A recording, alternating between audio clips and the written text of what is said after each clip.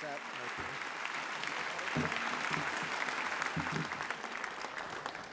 Although I will speak my own words, of course, today, the thoughts have been shaped by many. There were 5 citizen experts who wrote papers. There was over 100 citizens and activists at our DNM Food Summit who made good comments on our draft.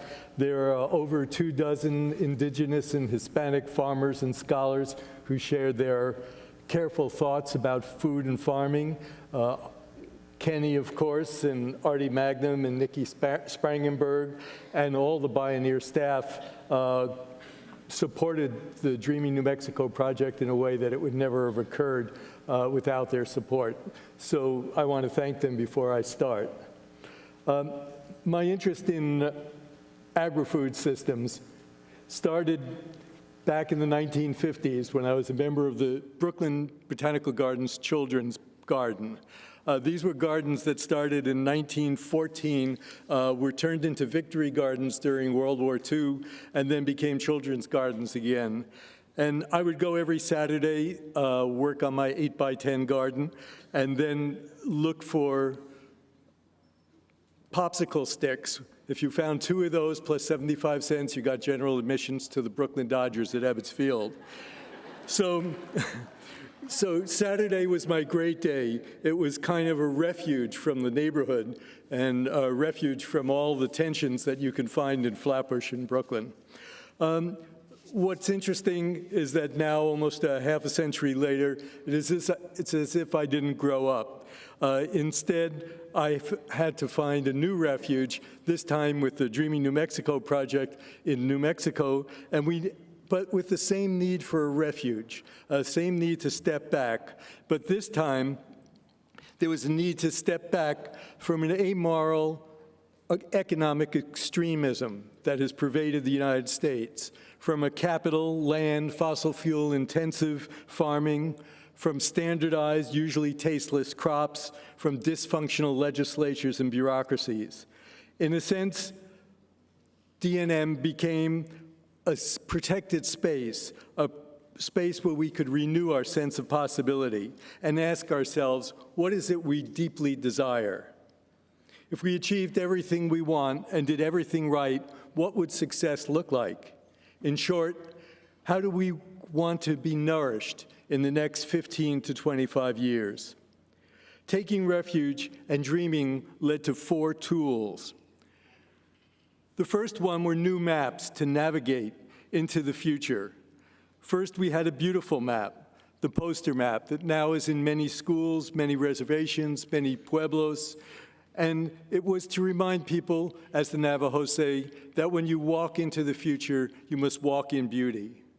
This was done by Cindy Miller. We also made an atlas of new technical maps, maps that pointed to the future and pointed to dreaming inside nature to prevent fantasies from occurring. And these were done by Diane Wrigley. We then made a pamphlet that further provides knowledge and a foundation for what we knew and what we don't know, because we found that a lot of things we don't know. For instance, the United States does not account for what the imports are into any state. They only count the exports. So when we want to do import substitution to make us more self-sufficient, we had no data. And this pamphlet was done by Julie Tennant. Finally, we've done a website that's still in construction to help others see exactly how to do the dreaming process.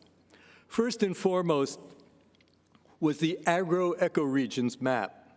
The agro-ecoregions map is not a pristine map of idealized habitats that you may see in some conservationists. What it is a map of working landscapes. Some of these landscapes have been worked in New Mexico over 10,000 years. They've been burned to increase hunting. They've been cultivated. They've been irrigated. And the state boundary is artificial.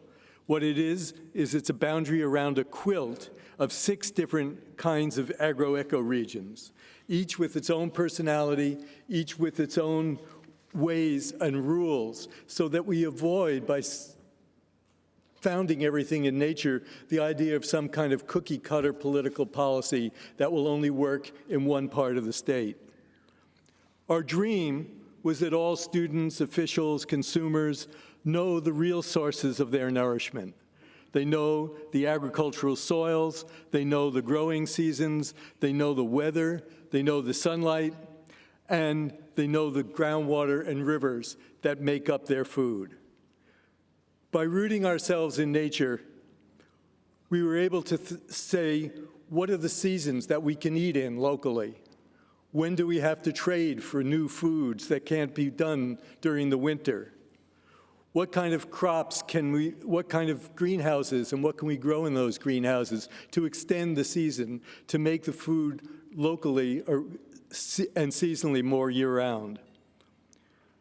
What we really found out was that, as was just said, in order to go into the future, you have to know where you've been in the past.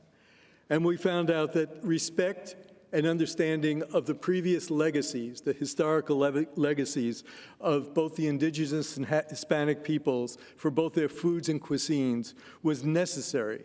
You have to understand that New Mexico has 22 sovereign nations within its borders. So we found out that what we needed to really understand was what crops were still gathered, like piña nuts, which are still sold on the market, and what crops were grown, like blue corn at the Santa Ana Pueblo, what meats were raised, like churro sheep, and what were once hunted, like bison.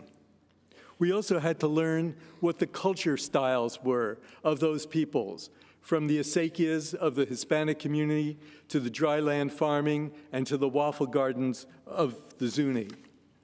All of this led to us understanding that what we should do is go to the governor and say, look, this historical legacy is really important. This frames how we will look at the future. And so we went to Governor Richardson and we asked him to make a traditional food and farming day. And hopefully next week he will declare that day and it will occur around the harvest moon.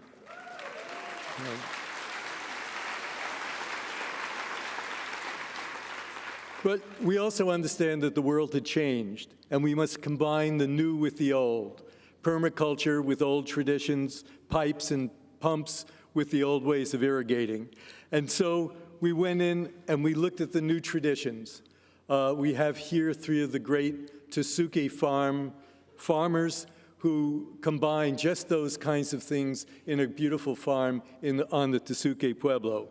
We also went into the city and said, okay, the old vision of the sun, which you can see here, what is called the Zia, and we should make a garden that's full of nutrition and full of good foods in the form of the Zia.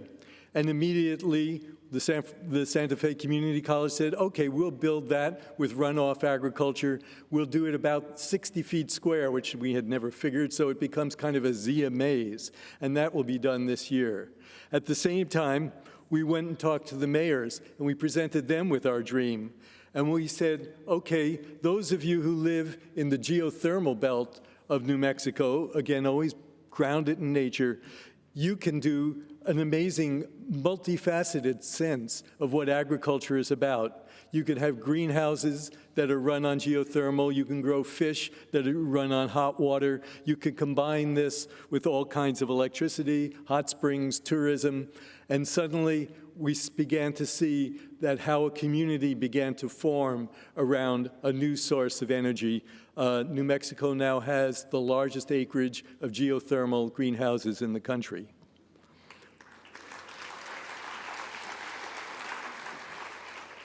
Agro-ecoregions are also the map for local food sheds, for the geographical area that grows, redistributes food and food products between rural and urban citizens. What we found is that citizens in this map, you can see all the little red marks are all the local farmers markets and the CSAs. It shows how much of the organic food. And this was a map that really helped people understand that actually there is a movement It's not just one single CSA, it's not one farmer's market, that there's actually a network being developed, and how to now scale up became a big issue. The circles became areas where what we call agricultural hubs.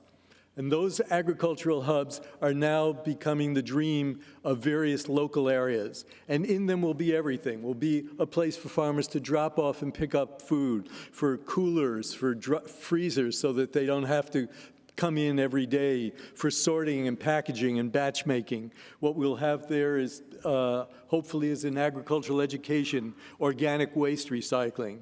So this is the way that you scale up in local economy so that you can start making the dream come true, because what's missing in the United States is the infrastructure that's required for us to scale up.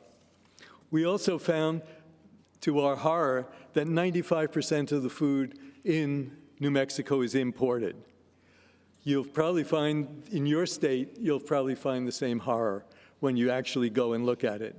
And so what we needed to do is find out what crops we can actually grow and what crops remain to be imported. New Mexico will never grow tuna fish. It'll never grow rice, it'll never grow coffee, chocolate, or mangoes. So there will always be a trade component. And so what we are asking, in looking at all the different kinds of food sheds, from urban gardens to the global trade system, is exactly how much can we grow locally and how much has to become by trade. It turns out not too many people and not too many states have asked that. And we hired Ken Meter of Crossroads, a wonderful agricultural economist, who said, look, you don't have the marketing system, so go slow. Grow 2% a year, get it to 15% instead of 3% of food sold within each agro-ecoregion by the year 2020. So that became our dream. We also then said, well, do we have the ranches? Do we have the farms to actually attain that? And so we had to make a map that the red there shows threatened farmlands and threatened ranch lands because of development or lack of water.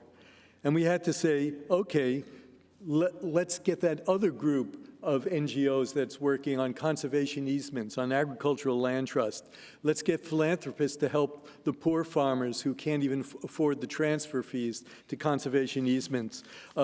Albuquerque went ahead and passed a bond issue, and the whole city bought farmland to lease back so that they would have farms close to their farmers' markets.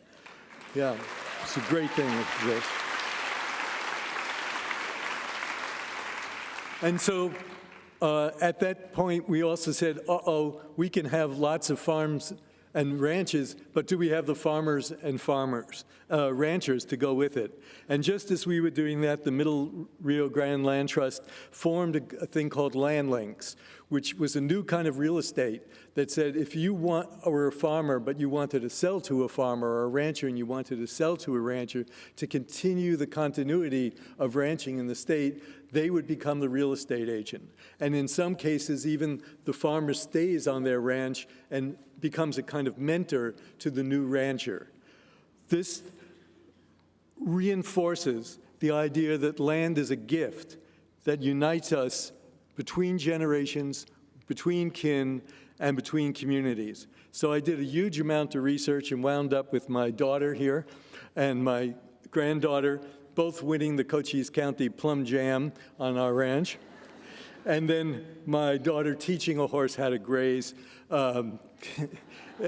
so that we could so we'll have grazing horses in the next generation.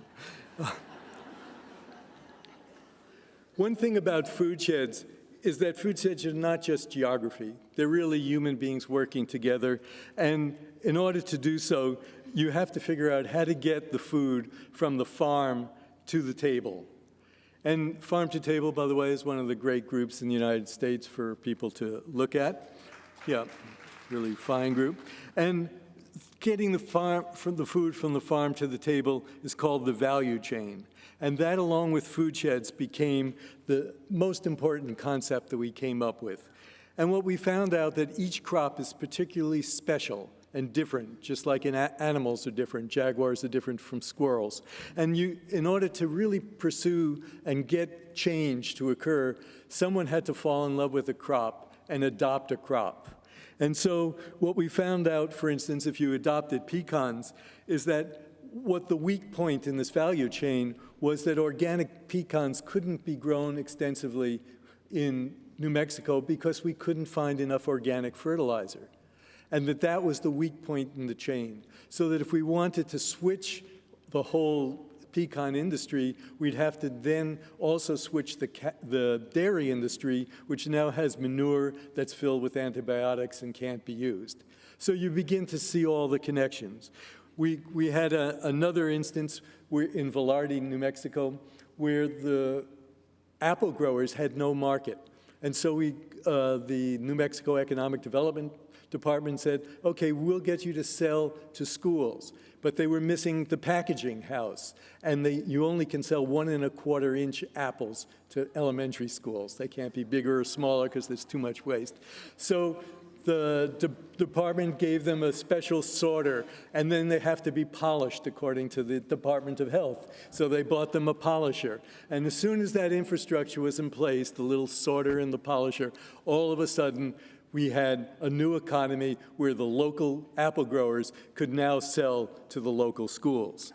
So that was called scaling up. But then also you have to sometimes scale down. Right now, 90% of all the beef in New Mexico goes to Kansas and Texas, where it goes to the big feedlots and the bovine growth hormone and all that. And there's a real great move for, natural or grass-fed beef. And in order to do that, all the slaughterhouses had left New Mexico when the large corporations took over. So in Taos, a group called La Matanza went out and started a mobile slaughterhouse where you could drive up to the ranch and do 8 or 9 cows a day.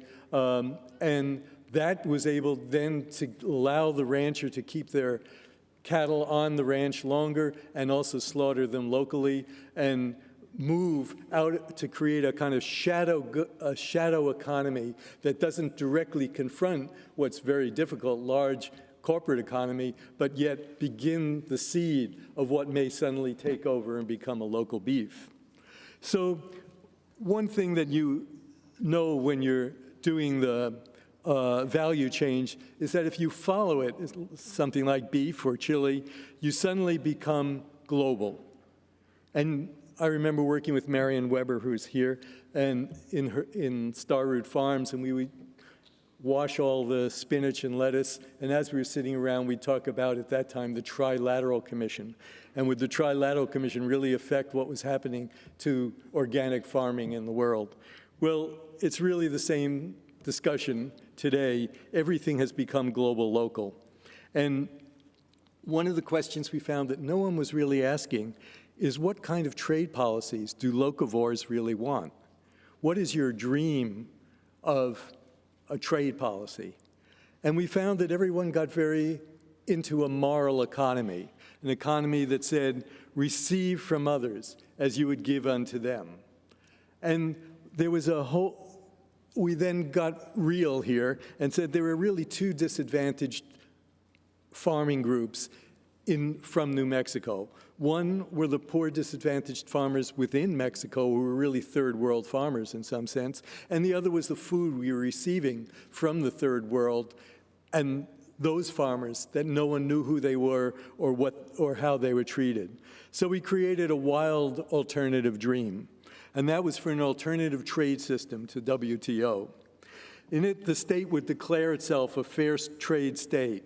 And declaring itself a fair trade state, it would set standards for everything from eco-friendly food, how to do cultivation, male-female equity, working conditions, and the state would just only purchase from fair trade farmers and ranchers. It would then offer a premium price for those because they had met the fair trade standards. And it would then include in that the disadvantaged farmers in New Mexico, as well as sister food sheds in other parts of the world. This is a wild 20-year dream, but we have to have that dream for it to occur. Dreaming not only, these are just a good picture of the difference between what a family in Mali eats in 1 week and a family in the United States eats in 1 week. It's not just locally appropriate food that we want. We have to always remember what we want is safe, healthy, accessible, and enough food. If your local food is Tyson chicken, you really don't want to go local. In New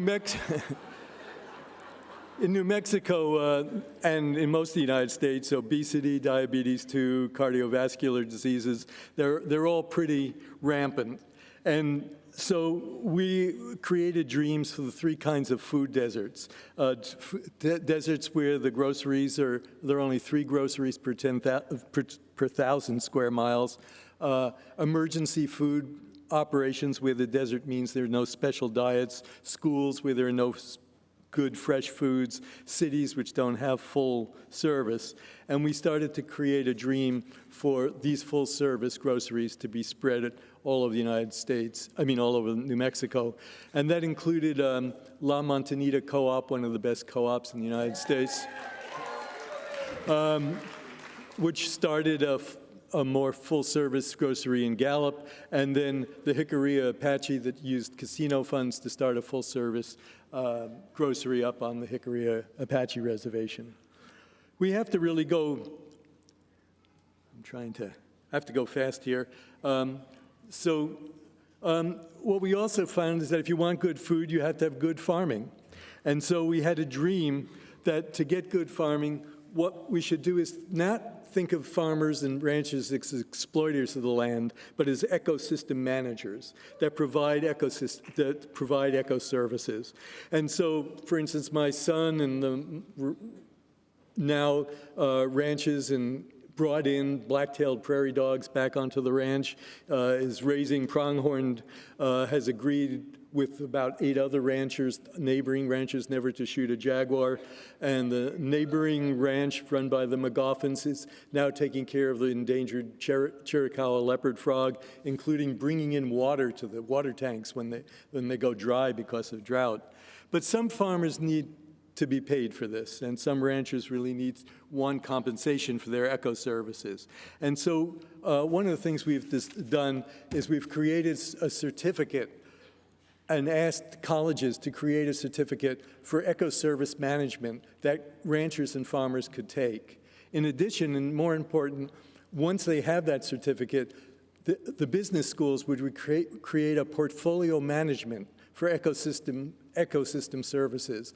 And they would figure out what tax credits, what grants, what programs a farmer or rancher could join to be paid for taking care of the land, because they never have been, and switch the incentives.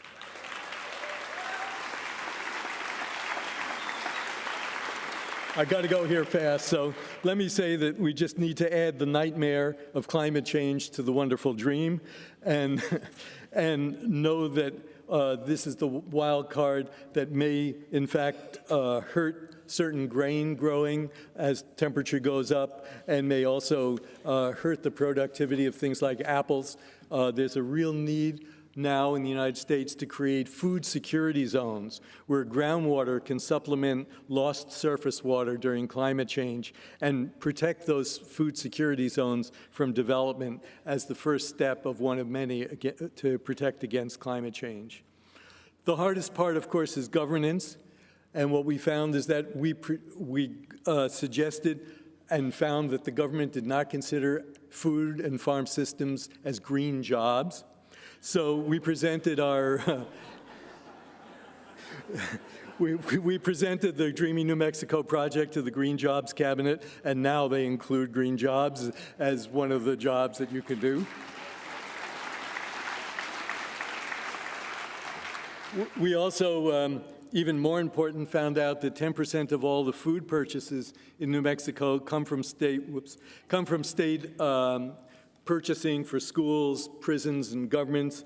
There are 160,000 school kids that get state food. And so we're now working with Gay Dillingham, who's out there, to get the governor, and with Farm to Table, to get the governor to jumpstart the local food chain by increasing the purchase by 2% a year of local food up to 20% by 2020 for all the state-supported institutions. And we hope that Governor Richardson will sign something like that before January.